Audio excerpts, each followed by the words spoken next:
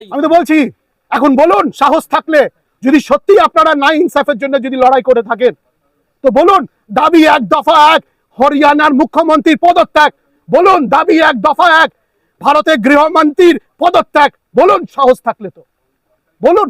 আপনারা এখানে অভিযান করছেন, করুন। দিল্লির অভিযান কতজন করবে দেখি, হরিয়ানার অভিযান কতজন করবে দেখি।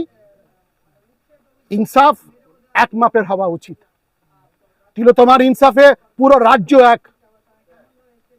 এই আন্দোলন কেউ হাইজ্যাক করতে পারবে না। মাননীয় মুখ্যমন্ত্রী লিড দিয়েছেন, উনি বলেছেন ফাঁসি হতে হবে। যদি এক রাত্রিরে যদি নোটবন্দি হতে পারে, এক রাত্রিরে নানা রকমের বিরুদ্ধে আইন তৈরি হোক।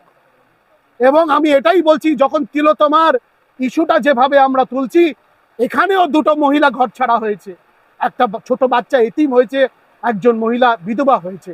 তিলোত্তমার এক হাতে তিলোত্তমার ইনসাফ